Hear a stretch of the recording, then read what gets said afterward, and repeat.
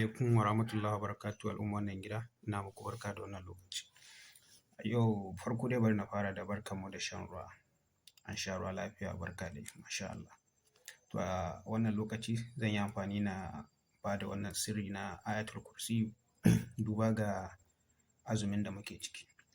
Amma kamin na shiga cikin wannan sirrin abin da nake so na ɗan yi bayani akan shi shine mutane sun yadda kuma sun rajaha akan cikin azumi mafi akasari mutane suna yadda akan cewa babu shaidanu ba sauran abubuwa irin na shaidanu. To magana ta gaskiya mafi akasari ma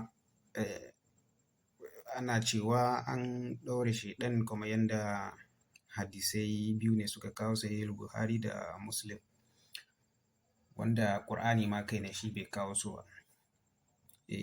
Babu inda aka ce a cikin Ƙur'ani cewa ana ɗaure shaiɗan a cikin watan azumi, amma akwai hadisai da suka yi bayani akan hakan.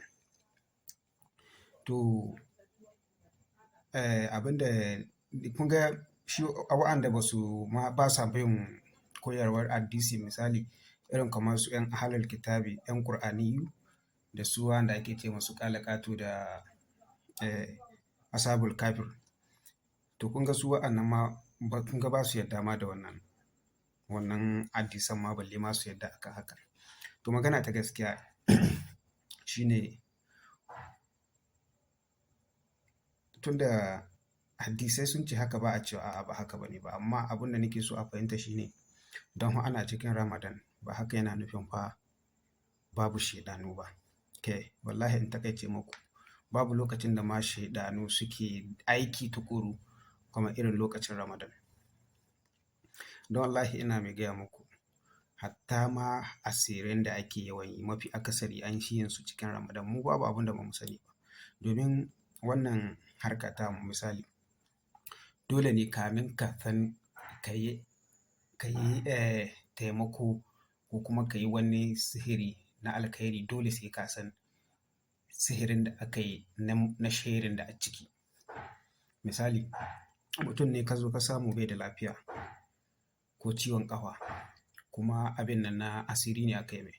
To kamin ka magance wannan lamari da izinin Allah dole sai ka fara sanin yanda aka yi mai wannan asiri. Shi ne abin da za ka fara ganuwa. Wallahi in dai baka gano wannan ba babu yanda za a yi ka iya magance wannan lamari. Kamar mutum ne za ka yi mai ruƙiyya to dole sai ka san wane iska ne a ciki ne. Sannan har za ka iya samun dama ka shawo kan lamarin.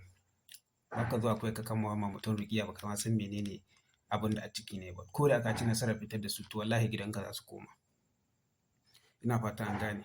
To shine bayani na da na fara yi akan wato wannan laƙani da zan bada dan ba laƙani bane ba wannan addu'a ce misali.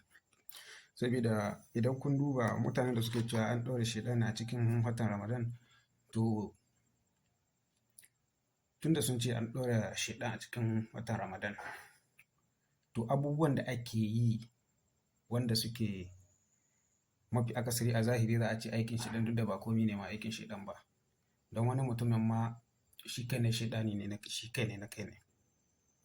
To wa'annan ayyukan me yasa to suke faruwa? Misali sannan idan kun duba shi shaiɗan shi kai ne yana cikin jinsin aljannu ne. Mafi akasari ma shi ne ma mafi sauƙi a cikinsu. Sai dai shi yana cikin aljannu ne na farko. Yana cikin aljannu na farko ne tun na da tun kamin a halicci duniya. Yana cikin tun da daman aljannun da suke a rubuce a cikin littattafai shi da irin su shaiɗan da su gohul da silat marid wanda ake ce ma mari babban kihi. A larabci kuma ana ce mata menene ma ake ce mata a larabci? Sunanta ya ɗan shige mu. Sannan akwai silat akwai nasnas wadda ake cewa rabi mutum za ka ganta rabi mutum rabi iblisi ita ce nasnas.